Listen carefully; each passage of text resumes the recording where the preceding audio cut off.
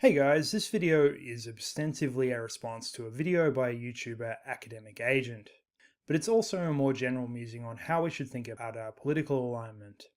Academic Agent has long called himself a right-leaning centrist. However, a couple of weeks ago he made a video called Declaring for the Right. It's pretty funny that prior to making this video, most of his content was critiquing the far left, but ever since he's made it, he's done nothing but attack the far right. Such as life, I guess. Anyway, I'd like to talk about why I think this guy is making a mistake. So let's activate our almonds and ponder this one out, shall we?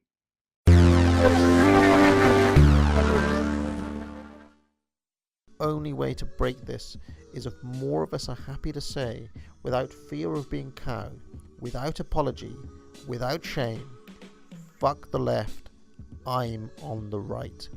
Own it, and the label cannot be weaponized against you. So what? I'm on the right. So Academic Agent's reasoning revolves around a steady rightward drift in his way of thinking, partly driven by economic views but also hatred of the radical left. Now, why do most people align with either the right or the left? It's true that people are busy and don't have time or inclination to evaluate every single political issue, so the left and the right attract followers in part because they each provide a pre-packaged set of ideas where someone has done all the hard work for them.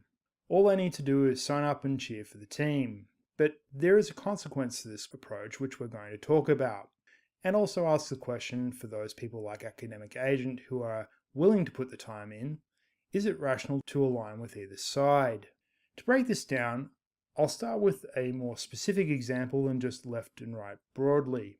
And I'll choose one from the other side of politics, since I think that by doing that, Agent will be able to separate the concept I'm driving at from the emotional attachment to his own beliefs. So the example I'm going to use is the feminist movement. Now, think about your average coffee shop feminist. Most of these people know next to nothing about the ideology they support. They have a vague idea that it's about gender equality, and they've probably heard some common talking points like the wage gap. We'll be charitable and assume that most of these people are probably sincere about wanting equality, they just haven't really thought through the issue in an unbiased way, and the movement certainly discourages that kind of thinking. So let's ask the question, has this person through ignorance made the wrong choice about who to support? But more importantly, what's the impact of moderate people like this aligning themselves with a political movement? Individually, the answer may not be much, but when millions of moderate people align themselves with a movement, it's a different story. Feminism isn't just a collection of individuals with loosely aligning beliefs, it also has lobby groups like the National Organization for Women and many others. And these groups claim to speak on behalf of feminists and women in general to try and influence politicians to enact policy. The only reason that politicians are incentivized to listen to these people is because a sizable demographic identifies itself as feminist. So the impact of many millions of uninformed moderates joining the movement is that more power and more funding is given to these lobby groups. The question is, how aligned are the views of these groups, these lobby groups, to those of moderate feminists? To take an example, a lobby group might push something like the Duluth model, which ostensibly deals with family violence. This is a controversial policy that arguably creates a high level of inequality in family court decisions favouring women.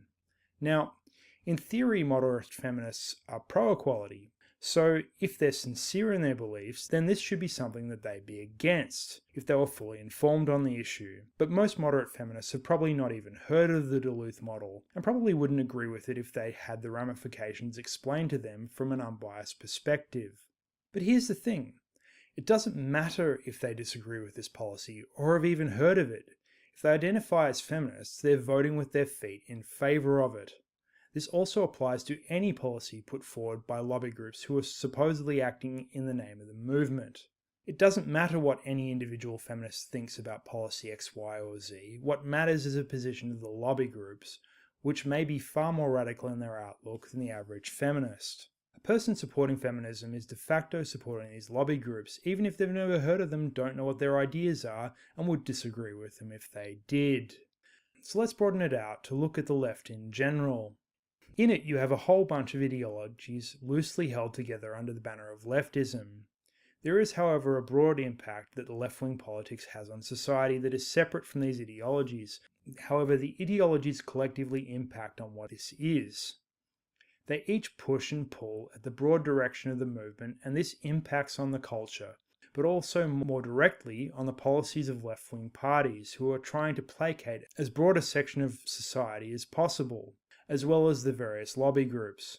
So the left wing as a whole can be said to have a collective impact, which is some kind of compromise between competing factions within it, based on the relative power of these factions. Now, all of this logic applies to the right as it does to the left. I am declaring myself for the right in general, not for Trump, not for the GOP, not for the Conservatives, just for the right in general. By supporting either side of politics, then de facto you are lending the power of your voice in support of the collective impact of that political wing. Now think about this. If you're going to do that, does it not make more sense to declare for a specific ideology? In order to impact the broad policy of the left or the right, the collective voices will drown out the individual ones. And that's especially true of individual voices with no political vision of the future. So by joining an ideology, you play a part in moving the balance of power within the political wing towards a specific goal. But by declaring for a wing of politics without supporting an ideology, you are aligning with the broad collective direction of that political wing, yet you have no ability to move the needle. If this is something that you want to do, then I'd be sure that you are happy with that direction and are willing to compromise 100% on your ideological differences with it, because you are entirely at the mercy of the shifting balance of power between ideologies within that political wing. This choice gives you the least agency that it is possible to have within our political system. There are some hard red lines that I'll never cross. For example, race realism in general is something I just can't sign up to. Someone of mixed race myself, I am deeply skeptical that average group IQ is in any way a meaningful statistic. The other issues I don't see myself moving on much are gay marriage. Again, I still don't see the harm in that, and abortion rights. So think about the impact of supporting the right on these views. In terms of gay marriage and abortion rights, supporting the right will obviously undermine these values regardless of what your personal opinions of them are. You are indirectly supporting people who are actively working to undermine these rights. It's worth noting that to support the right, you are de facto compromising on these principles. In terms of the alt-right, the ethno-nationalists do not have broad support on the right, at least at the moment. But it's not impossible that a more moderate version of the alt-right might gain further momentum in the future. Certainly he's supporting anti-immigration policy, which I believe he's on board with, but it's worth bearing in mind that his personal views on this are immaterial. What matters is that he's choosing to lend his voice to the collective position of the right, which may become more or less extreme depending on how politically influential ideologies such as the alt-right eventually become. And as someone unaligned to a competing ideology, he will have no real ability to impact the eventual direction that the right travels in. So why is centrism any better? Well, for starters, there's problems with it, the chief of which is the name. Centrism is a very poorly chosen name for what it is, and naturally it leads people to misconceptions about what the movement stands for. For example, the thing that actually makes me dislike centrists, in comparison to moderates, I don't care if you're not completely partisan. Like when I criticize centrists, I'm not criticizing people for not being, completely extremely partisan in regards to every particular opinion they hold. That's stupid. But with centrists, it seems like they go out of their way to intentionally find a middle ground. And to me personally, I don't think that's really productive, especially in terms of forming political opinions, because you shouldn't be trying to find a middle ground on something. You should be trying to find something that's true. You should be trying to find something that's logical, consistent, principled. You don't want to just say, "Oh, these are two positions. Let me somehow find a way to get in the middle, and that way I'll be safe." That being said, Agent himself is not labouring under these misconceptions, and has actually himself made a reply video to the author of the previous clip demonstrating this. So T thinks that centrism is this sort of Hegelian practice of finding a middle way, thesis, antithesis, synthesis, but this is not quite right. What T has done here is confuse centrism with compromise. Despite what is suggested by labels such as the third way, which is of course the name of the type of politics that Bill Clinton or Tony Blair did, centrism is not a middle way, but rather the rejection of ideology for pragmatism. Now, T kind of picked up on this a little bit because he's heard Sargon decry ideologues. I blame Sargon for a lot of this, actually. But in this context, not being an ideologue has a specific meaning. It means that you don't subscribe to any one way of seeing the world and therefore do not have any ready-made answers for how to fix any number of problems. You approach each problem on its own terms and then assess all of the possible solutions and pick the best one, regardless of whether it is typically a leftist solution or a rightist solution, literally whatever works best. Spot on. Centrism isn't fence-sitting and it isn't being a moderate. In fact, it's possible to have very extreme views and still call yourself a centrist.